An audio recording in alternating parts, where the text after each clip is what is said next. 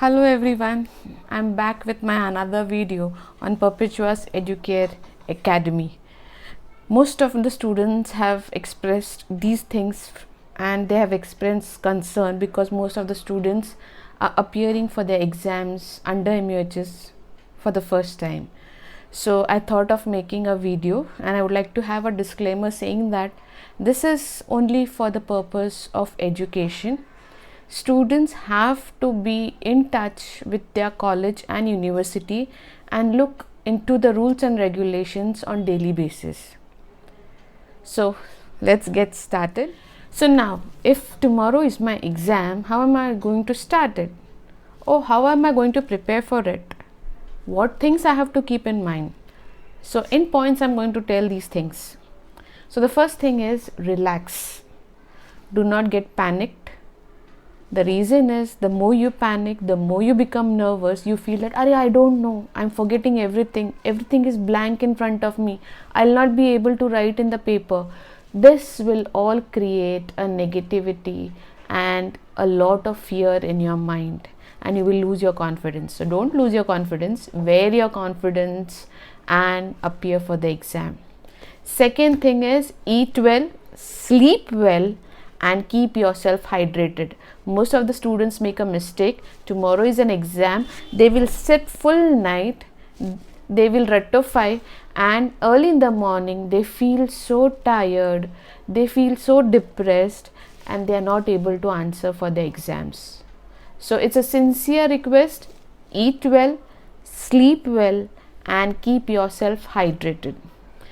Now, very important thing which I would like to tell you is, do not read at the last moment. Most of the people have the habit of reading at the last moment, and I'll tell you what happens. तूने क्या पढ़ा? अरे मैंने ये नहीं पढ़ा. Do not peep into what other person is doing. You just look into yourself. Sit quietly, and instead of reading, I have already told in my previous classes, you can have small chits, points, just review it. Keep calm, keep silence. That is enough, because the more you look into other people, what of they are doing, the more you will get frightened, or the more you will feel that I have not done anything. So stop comparing, stop looking into other people, what they are doing. You just concentrate on what you are doing and stay calm. So how do I get started? The first thing is, find out where your exam center is, how much distance, how much time it will take for you to reach, so that you reach in time 1 hour before the exam starts. So if it is 10:30, reach by 9:30 at your exam center. Second thing is, carry your writing materials. So when you're coming to writing materials, pen, pencil, rubber, sharpener, scale, all these things have to be there. Keep in mind that if you are having anatomy, physiology, and you have to draw diagrams, use pencil colors. Otherwise, you are not supposed to use different kind of inks in writing. Follow the dress code. So your supervisors, your teachers must have instructed you already about the dress code. Just reviewing it. Wear short sleeves shirt or dress or kurta. It should be light in color. No fancy buttons. Avoid that. Wear chappals, and in jewelry you have to keep in mind, no chains, earrings, rings. This should be avoided. So avoid any kind of jewelry, avoid wrist watches. Don't worry, for your timing, all the exam halls have a common or a big wall clock, so that you come to know what the time is. Do not wear aprons, and once you are comfortable with everything, the thing you have to keep in mind is, go to the washroom before entering your exam hall. This is very important. So what I'm supposed to do in the exam hall? So you will be given entry 20 minutes before in the exam hall. You will be having an answer sheet in front of you. So mostly MUHS answer sheet is in blue in color. So blue ink is used, and I'm just going to show you a dummy which is there. So you have a front page like this. So all details are given. So your examination subject, serial number of the booklet, your center code, there is a bar code, then subject code is there, date is there, PRN number is there, and your seat number in figures and in words, both are given. Your duty is to check whether everything is correct according to your hall ticket. Only when there is time, you have to write as section A, B, C, whichever section is there in your question paper. Language of answer is English, and then there is a small pledge that you have read everything and everything is correct, and to this side is where there is signature of candidate. Please check the box where you have to sign and sign in the box. And here there is a sign for invigilator.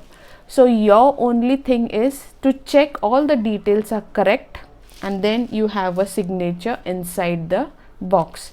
This only has to be taken care of. This is the first thing what you're going to check in. You will check whether the threads are intact, the paper is intact, there is no tear and all. So if there is, please let the supervisor, junior supervisor, be informed regarding it. Now this is how it is. This is a blank page. You are not supposed to write anything here, and here there is special instructions. Please go through it because you have time to go through it. So these things have to be followed. So this is the front page, and this is a complete booklet which is made. So you have pages, but mind you, these pages are only 42. The back page is also used for marking purpose. So only 42 pages you have as writing pages. So use your paper judiciously, and you will not be given any kind of supplements. So please make it sure that you are writing in this booklet. It is, if you get a question paper in your hand, go through the question paper, have a glance on the questions, but do not mark or tick on the question paper. So how to write questions? So the first thing is, you have to see which section you are attempting. So if it is section 1A, and there are in section 1A there are 3 questions, say for example question 1, question 2 and question 3. See that you write it as question 1A, question 1B, and solve the full question 1 first. Once you have finished with question 1, go on a new page and start with question number 2A, question number 2B. So you write the question numbers properly. Once you have finished with your section A, then go to section B. And under section B, if it is question number 4A, attempt that question. Please follow the sequence of writing your answers. This is very important.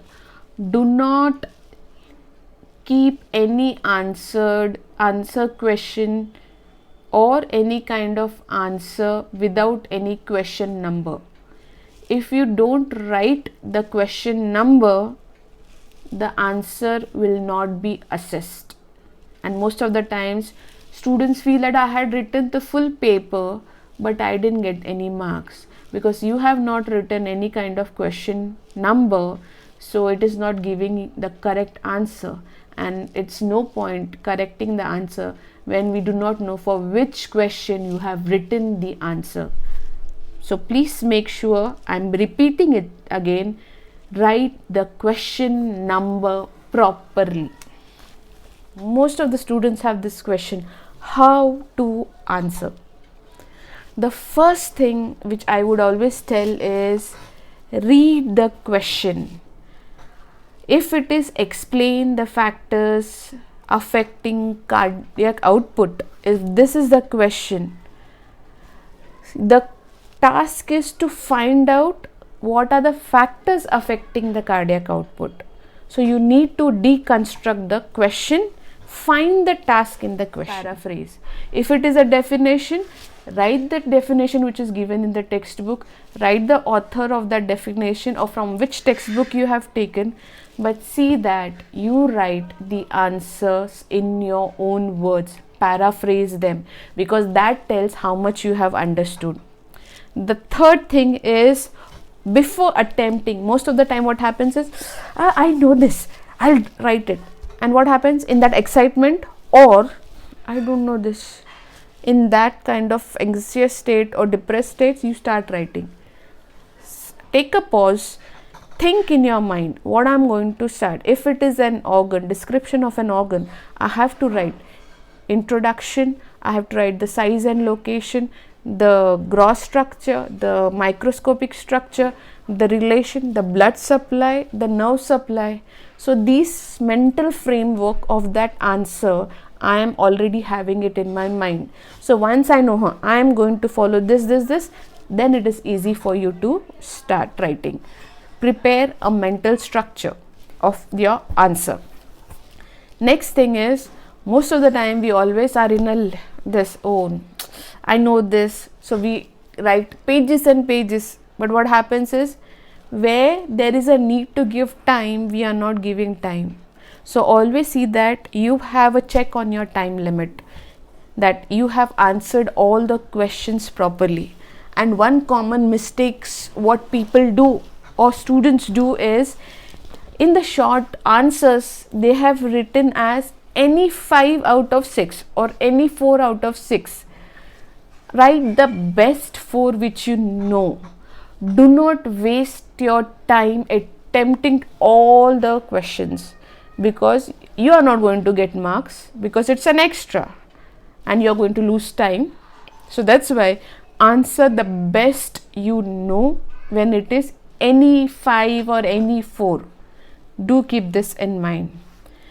Very important thing is, draw diagrams, give examples. So for example, if you are describing about a flat bone, draw the flat bone, that is your scapula. It is an example.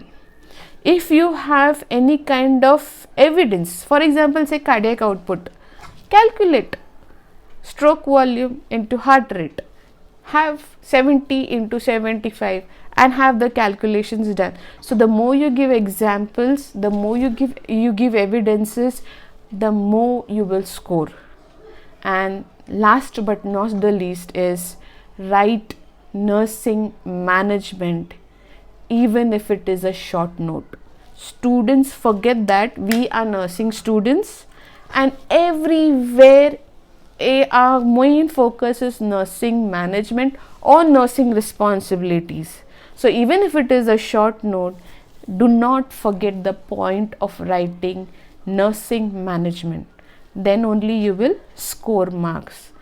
Once you are done, just go through the paper when it is last 10 minutes. Thank you so much for listening to this video. And at the end of this video, I would like to thank one of the professors, that is Seeman Xavier, who helped me to do this short video so that I could reach up to you. Do not lose faith, have confidence, stay calm, write well. You are going to do it. All the best.